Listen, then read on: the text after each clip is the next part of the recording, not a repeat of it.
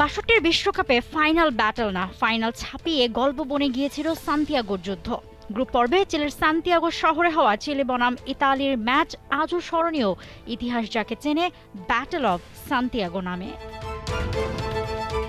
ম্যাচের আগেই দুই দেশের সম্পর্ক ছিল উত্তপ্ত। কিছু ইতালিয়ান সাংবাদিক চিলিকে দরিদ্র, বিশৃঙ্খল ও অনুন্নত দেশ বলে কটাক্ষ করেছিলেন। এতে ক্ষুব্ধ হয়ে ওঠে চিলির মানুষ।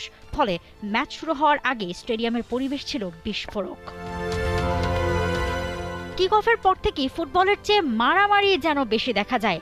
ধাক্কাধাক্কি, কনুইয়ের আঘাত, লাথি সবকিছু চলছিল প্রকাশ্যে। মাত্র ১২ মিনিটে ইতালির জর্জিও ফেরনি লাল কার্ড দেখেন, কিন্তু তিনি মাঠ ছাড়তে অস্বীকৃতি জানান।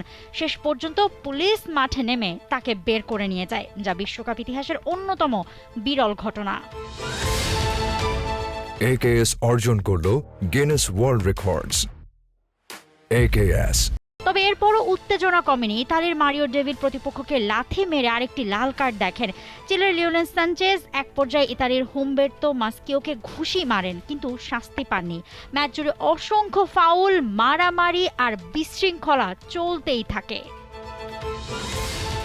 শেষ পর্যন্ত চিলি ২-০ গোলে ম্যাচটি জিতে নেয়, কিন্তু ফলাফলের চেয়ে বেশি আলোচনায় ছিল মাঠের সহিংসতা।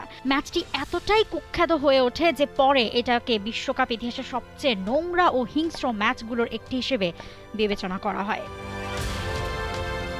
ব্যাটল অফ সান্তিয়াগো দেখিয়েছিল জাতীয় আবেগ, রাজনৈতিক উত্তেজনা আর নিয়ন্ত্রণহীন প্রতিদ্বন্দ্বিতার এক বিস্ফোরক প্রতিচ্ছবি, যাকে লোকে মজা করে ফুটবল কম রেসলিং খেলা হিসেবেই বেশি মনে রেখেছে। আর এই ঘটনার পর ফুটবলের রেফারিংয়ের মান, খেলোয়াড়দের নিয়ন্ত্রণ এবং শৃঙ্খলা নিয়ে নতুন করে আলোচনা শুরু হয়। মৌসুমী Alam, T Sports. For more updates, subscribe to our YouTube channel and click on the bell icon. Follow us on Facebook and Instagram.